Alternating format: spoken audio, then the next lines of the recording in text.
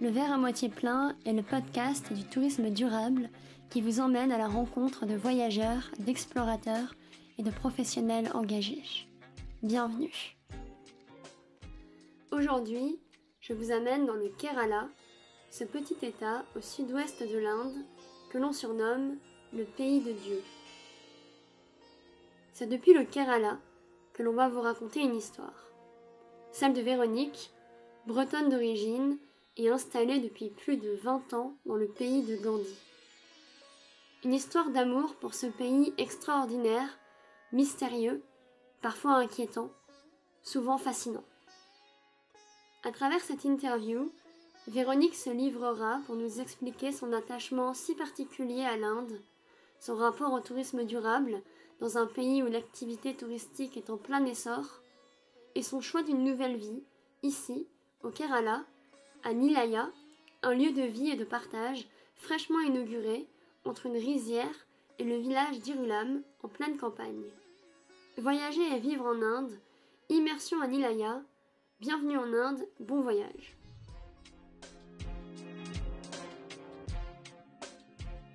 Véronique, bonjour et bienvenue sur le podcast. Avant de commencer cet épisode, est-ce que tu pourrais te présenter à nos auditeurs, présenter ton parcours de vie, ton parcours professionnel, celui qui t'a mené tout simplement à venir vivre en Inde, à créer ton agence de voyage Inde Expérience avec ton mari et maintenant à construire Nilaya, ce nouveau lieu de vie dans le Kerala. Me présenter. C'est toujours un peu difficile en quelques secondes de résumer 53 ans d'une vie. J'ai découvert le tourisme, le voyage en lui-même, toute petite, à l'âge de 5 ans, en 1974 exactement. Et je suis partie en Polynésie française. Et je crois que le virus du voyage ne m'a plus quittée depuis. Et au gré d'un voyage au Sri Lanka, je me suis retrouvée bien malgré moi tour leader. Et je suis devenue tour leader pour une agence sur Toulouse qui s'appelait Asipassion. Et un jour, en accompagnant un voyage en Inde, j'ai rencontré mon mari à l'aéroport. Donc celui qui allait devenir mon mari, et donc c'était la personne avec la pancarte à l'aéroport. Incroyable. D'ailleurs maintenant il est interdit d'aéroport. Alors pourquoi je dis ça, il est interdit d'aéroport, c'est au cas où il rencontrerait une nouvelle touriste, on ne sait jamais. Évidemment.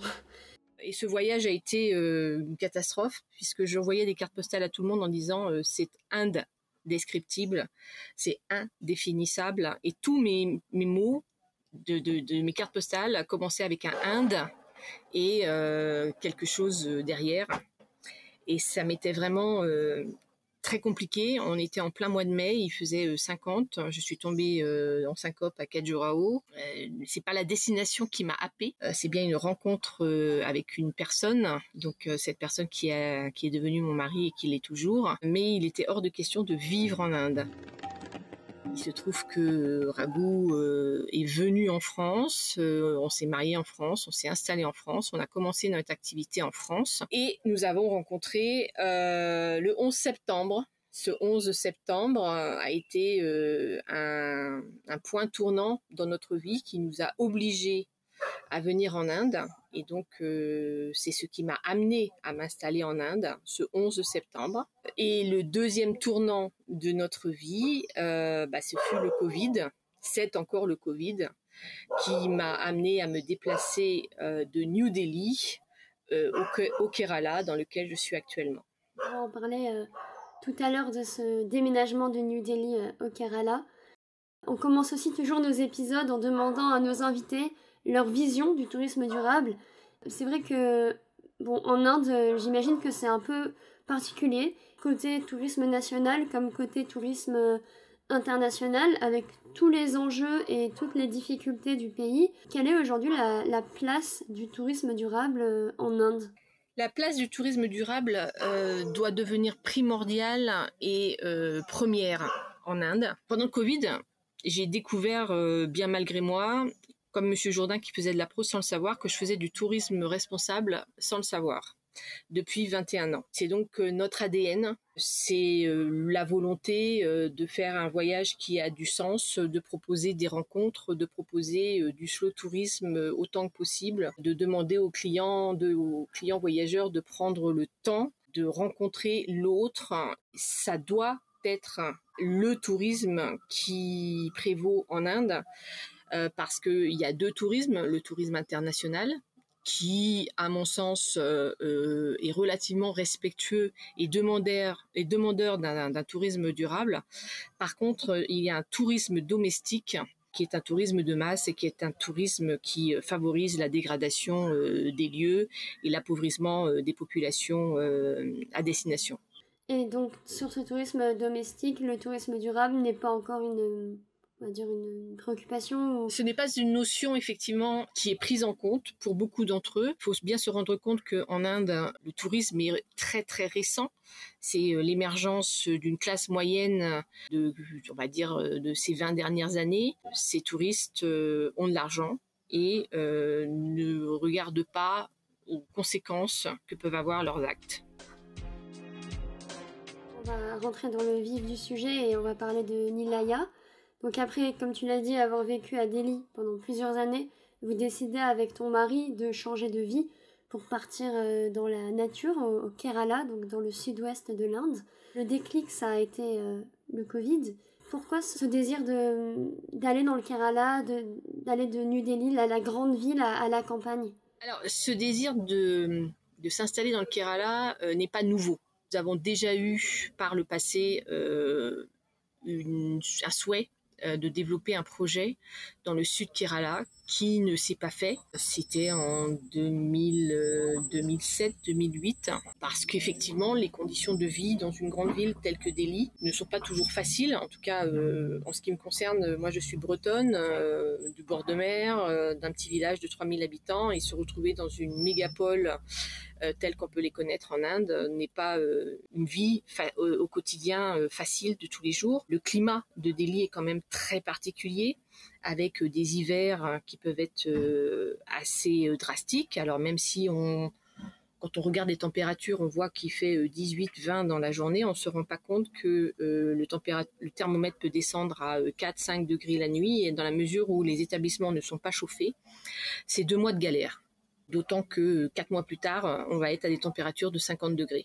Donc ce souhait de vivre dans des conditions plus confort d'un sud de l'Inde plus ensoleillé et plus agréable, et en soi le Kerala ne s'est pas fait pour x raisons au moment où on l'avait envisagé. Donc on a construit notre vie à Delhi, nos enfants ont fait leur scolarité, ont passé leur bac, donc j'ai cumulé un total de 21 années à la grande ville, et quand le Covid est arrivé, ça a été le déclic, puisqu'en fait ça faisait déjà 2 ans que on se disait, les enfants ayant quitté le nid, on va pas rester s'enfermer ici, il faut qu'on aspire à de meilleures conditions de vie. On vit 6 mois de l'année dans un smog puisque la Delhi est l'une des villes les plus polluées au monde. Il faut qu'on pense à nous. Le boulot, c'est bien, mais il n'y a pas que le boulot dans la vie. On doit pouvoir faire notre activité professionnelle dans d'autres conditions. Et ensuite, pourquoi Wayanad ? Pourquoi patrimoine mondial de l'UNESCO pour sa biodiversité ? Ce sont les aléas des rencontres qui font qu'on se dit c'est ici qu'on a envie de poser les valises. C'est pas toujours un choix technique d'une carte que l'on ouvre et puis on dit on va aller s'installer là. C'est un parcours, c'est des recherches, c'est des rencontres, et puis un jour on se dit ça y est, c'est là que je dois poser mes valises. Et maintenant ça y est, vous êtes bien installé. Presque. Ouais, encore quelques travaux à faire. Oui, il y a encore quelques travaux à faire. Le plus dur existe.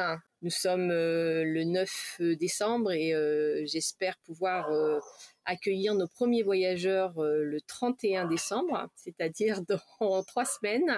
Donc Nilaya, donc ce sera à la fois votre lieu de vie et à la fois donc une maison d'hôtes avec des chambres pour accueillir les voyageurs. En échangeant avant le podcast, tu m'avais expliqué que l'une des raisons à l'origine de la création de ce lieu, c'était la volonté de pouvoir proposer une offre d'hébergement plus durable, qui permette de se différencier de la concurrence, qui folkloriserait les idées. Ça m'intéressait de savoir ce que tu entendais par là. Il se trouve que il y a aucune structure qui va. Il doit y avoir une structure qui s'approche de ce que je fais, mais qui est une structure hôtelière et en aucun cas une structure chambre d'hôte. Et j'insiste sur le terme chambre d'hôte parce qu'en Inde, le terme guest house peut être utilisé à l'inverse des chambres d'hôtes. Le terme guest house va être utilisé pour un établissement à petit budget qui offre des chambres et le propriétaire n'a aucune obligation d'être présent. La réglementation par rapport aux chambres d'hôtes impose un maximum de 5 chambres pour le Kerala et avec l'obligation des propriétaires, qui doivent bien être propriétaires et non locataires, d'être présents sur les lieux de façon à s'occuper des voyageurs. Donc ça c'est très important parce que c'est aussi l'âme du lieu, c'est aussi toute la communauté que l'on fait travailler autour, que l'on fait fonctionner, auquel on s'est intégré. Il faut bien comprendre que quand on arrive comme ça dans un lieu, on est des gens de la ville. Il faut que les locaux comprennent ce que l'on souhaite faire. Pendant 6 mois, il a fallu que je me batte avec le terme resort. À partir du moment où on est blanche et qu'on s'installe dans leur montagne, les locaux voient on va installer un resort. Lorsque nous avons négocié le terrain, nous avons failli perdre la négociation du terrain parce que le promoteur immobilier qui nous avait mis en contact, qui nous avait présenté le lieu, s'est rendu compte qu'il n'y avait pas de plus-value extraordinaire à faire et a essayé de monter le propriétaire en lui expliquant que nous allions y mettre un resort et que donc il y aurait des nuisances sonores, il y aurait des nuisances diverses et variées avec des touristes qui allaient venir dégrader son environnement. Fort heureusement, logeant à 4 km du lieu, nous avons pu être en contact direct rapidement avec le propriétaire, le vendeur, et nous lui avons donc expliqué que c'était en aucun cas un resort, mais que c'était des chambres d'hôtes et que les chambres d'hôtes, pour des étrangers, j'insiste bien sur ce terme, correspondent à des attentes particulières, à savoir un partage avec les communautés, de rencontres avec lui, qui allait de toute façon devenir mon voisin, la possibilité pour lui également de trouver une activité professionnelle en tant que jardinier sur le lieu, que s'il fait des légumes, nous sommes acheteurs, et que dans toute la petite vallée qui est là, nous devenons des clients potentiels pour se fournir en circuit court. Et à partir du moment où on a pris le temps d'expliquer qu'il est venu nous rencontrer, qu'il a rencontré d'autres personnes qui nous connaissaient, qui savaient exactement le tourisme que l'on recommande et que l'on promouvoit depuis de nombreuses années, il a dit vous êtes exactement les personnes, puisqu'en fait c'était un vendeur qui n'était pas là uniquement pour vendre son terrain et faire une bonne affaire, mais qui simplement cherchait à se sortir de la situation également Covid la tête haute, et qui a dit c'est avec vous que je vais faire affaire, parce que je sais que cette terre qui est la terre de mes ancêtres sera entre de bonnes mains. Ouais, on a parlé de l'aspect un peu plus donc économique et culturel, on va dire, du tourisme durable, avec le choix du circuit court, de protéger la terre et la culture. Maintenant, j'aimerais qu'on parle aussi de la construction de l'Himalaya, on en parlait tout à l'heure, avec son architecture, parce que malheureusement, on n'est que sur de l'audio, mais tu m'as envoyé une vidéo du lieu, on voit vraiment l'architecture originale, audacieuse, je dirais même. Moi, ça m'intéresserait de savoir comment s'est déroulée la conception du lieu, qu'est-ce qu'il y avait sur le terrain avant Nilaya, quels choix architecturaux vous avez fait pour qu'ils soient respectueux de l'environnement, de la culture locale, qu'ils permettent d'utiliser des matériaux locaux. Il y a eu d'abord le choix des architectes. Nous avons choisi de faire appel à une start-up avec des jeunes architectes qui sont à peine sortis de l'école, et nous leur avons donné 5 mots qui étaient donc sustainability pour la durabilité, authenticité, confort, chic, rustique. Il était impératif que l'on soit totalement autonome en énergie, en eau, Donc l'énergie solaire, à savoir, nous allons avoir une station de production électrique. Nous allons être branchés sur le réseau avec une production électrique quand il y a du soleil, que nous envoyons sur le réseau, que l'on utilise comme étant une grosse batterie. Donc on a fait un modèle hybride qui a été calculé, travaillé en concertation avec une autre start-up. Donc on a vraiment fait appel à de nombreux prestataires, des jeunes Indiens qui ont énormément de conscience sur la durabilité, sur la responsabilité. Il était important pour nous d'être, dans la mesure où on est dans une région où il y a ce qu'on appelle des tribal settlements, c'était de montrer aux tribus que les constructions, les techniques de construction qu'elles utilisent ont une vraie valeur. Et là, alors que je vous parle, mon bureau est installé dans une hutte traditionnelle, un peu revue, puisqu'on y a mis du carrelage, de l'électricité. Mais en tout cas, l'idée, c'est d'être au plus proche des constructions locales et donc avec les architectes de travailler et les techniques de construction traditionnelles, mais avec une conception moderne, de façon à pouvoir répondre à des aspirations de voyageurs. Nous savons que les constructions indiennes ici, locales, sont très très sombres en intérieur et peuvent être froides à certains moments de l'année. Et donc on a préféré y apporter de grandes baies vitrées, de façon à ce que lorsqu'on est dans sa chambre, on ait une vue et on ait cette impression de nature qui soit en osmose.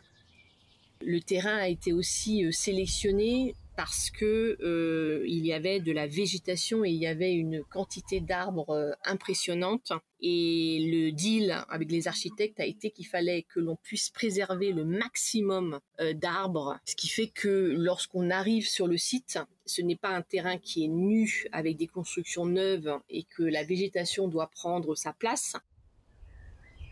La végétation a sa place. Elle a été au maximum respectée là où elle pouvait l'être respectée. Et maintenant, on plante des petits arbustes en dessous des grands. Et donc, on a un espace de vie qui est déjà très très beau dans son espace naturel. Donc exactement les 5 mots que tu disais, un mélange entre du confort, tout en respectant la culture, l'architecture locale. Exactement. Et puis, bon là, il se trouve que je suis également en train de mettre en place une RSE qui est pilotée par Capgemini France. Capgemini, qu'est-ce que c'est ? Capgemini, c'est un bureau de consultants en engineering et il se trouve que dans le cadre d'un programme qui s'appelle Earthship Sister, le projet de Nilaya a été retenu par Capgemini pour m'offrir un mécénat de compétences. Et donc, je travaille en relation étroite avec une docteure en RSE. Et ils ont développé un outil RSE à destination des entreprises. Et Nilaya fait partie du pilote. J'utilise l'outil Capgemini pour constater et établir le diagnostic de la RSE, là, à ce jour, en phase de construction, et vérifier qu'on a pensé à tous les éléments, de la conception jusqu'au moment où on va être en position de proposer nos produits. Maintenant qu'on a parlé donc de la construction, que le lieu est quasiment terminé, quel type de voyageurs vous aspirez accueillir dans ce lieu ? Quelles vont être par exemple les motivations du voyageur type qui souhaite passer quelques jours à Nilaya dans la campagne ? Alors déjà, on ne vient pas à Nilaya pour juste faire stop and go. C'est-à-dire qu'on n'arrive pas à 19h pour partir le lendemain matin à 8h du mat. Nilaya, on y vient pour effectivement poser ses valises pendant un minimum de 3 jours. Et puis ça peut être plus. J'ai déjà un certain nombre de réservations. Et le temps de séjour va de 3 nuits à 9 nuits. Et ce sont des voyageurs qui sont en recherche de découvrir un patrimoine mondial de l'UNESCO, puisque j'ai la chance d'être dans cet environnement, de découvrir les tribus, de découvrir les différentes cultures, le café, le poivre, la cardamone, de découvrir la permaculture, tout ce qui est également culture organique, puisque ici c'est endémique et c'est fondamental, c'est au quotidien. Lorsqu'on passe une plantation, c'est pas de la monoculture. On va trouver un palmier, on va trouver un plant d'ananas, on va trouver un pamplemousse un peu plus loin. On a effectivement des grandes plantations qui vont être des plantations de café, mais qui vont être aussi avec du poivre, aussi avec de l'aragonite, aussi avec de l'hévéa. Donc tout se mélange, et un peu plus loin on a du thé. Donc sur un district qui est très étendu, le Wayanad est l'un des districts les plus importants du Kerala, avec des paysages montagneux. On a des réserves naturelles, puisqu'on a des réserves de tigres, d'éléphants sauvages. On a une vraie osmose entre les communautés tribales, les communautés religieuses hindoues, musulmanes, chrétiennes, et tout ça fait qu'il y a un véritable écosystème. Il faut prendre le temps. Il est nécessaire, mais il est surtout important de pouvoir avoir affaire à des facilitateurs. Et c'est souvent le terme que j'utilise dans ma profession. Je ne suis pas une agence de voyage, je ne suis pas un guide, je suis simplement une personne qui facilite aux voyageurs cette immersion. C'est pas toujours évident de s'immerger dans une culture aussi dense que la densité naturelle de l'environnement qui est autour. C'est ça juste aussi que les gens veulent, c'est de promouvoir le slow tourisme, de promouvoir sur un voyage où on aura forcément utilisé l'avion et donc on aura forcément une empreinte carbone, puisqu'on sait très bien que l'empreinte carbone d'un voyage est de 80 à 90% responsable de l'aérien. C'est que quand on est sur place, on puisse avoir des activités low carbone et de prendre le temps sur des lieux qui ont été éco-conçus, qui participent aux communautés locales, qui participent à l'économie locale, qui permettent de comprendre tout ce qui se passe et pourquoi c'est important de continuer à voyager malgré l'empreinte carbone de l'aérien, parce que c'est aussi un facteur de développement que ce tourisme responsable et durable. Donc on peut totalement venir en voyage en Inde uniquement ici dans le Kerala. Les gens sont toujours très étonnés parce que je suis en mesure de proposer 3 semaines au Kerala, où il va y avoir effectivement 5 ou 6 nuits à Wayanad, avec des activités possibles tous les jours. Pour avoir conçu des programmes avec des activités tous les jours, au bout d'une journée, le voyageur me dit « Ah mais Véronique, j'ai juste envie de me poser. J'ai juste envie d'être sur ma terrasse et de profiter de l'environnement, de voir les femmes dans les rizières. » En ce moment, c'est la récolte du riz, ou juste de faire 50 mètres au pied de chez toi et de m'asseoir et puis de voir, d'écouter les oiseaux. Voilà, il y a de prendre le temps, de s'arrêter. Il se trouve aussi qu'on a souhaité mettre une place importante de la spiritualité dans notre lieu, et donc on y a construit un temple pour les voyageurs qui seraient désireux de comprendre un petit peu plus la philosophie hindouiste, de pouvoir discuter avec Raghu des différents dieux, mais surtout un endroit qui invite à la réflexion, à la méditation, au calme, à juste s'asseoir. On est au milieu des oiseaux, on est au milieu de la nature, on est dans une petite maison, donc un temple qui a été construit de façon traditionnelle, tel que se fait les temples, avec les dimensions respectueuses du Vastu. Donc il y a énormément de choses à expliquer, à comprendre sur les matériaux. Le matériau qui a été des latrites qui ont été choisis, la charpente qui est une charpente en bois sans aucun clou, les tuiles qui sont des tuiles en terre cuite. Donc tous ces choix, un par un, ont une vraie signification et sont matière à apporter des discussions et à apporter des échanges aux voyageurs. Mais le Kerala, ce n'est pas que Wayanad. Il y a aussi les backwaters, il y a aussi les plages, il y a aussi Cochin, il y a aussi énormément d'autres destinations, Nilambury, et à chaque fois, on peut trouver des personnes qui ont le même état d'esprit, qui ont la même conception, et il se trouve simplement que on a souhaité développer Anilaya, ce qui n'existait pas, parce que on a déjà une offre sur de nombreux endroits au Kerala existante, et qu'on voulait pouvoir compléter cette offre avec Nilaya.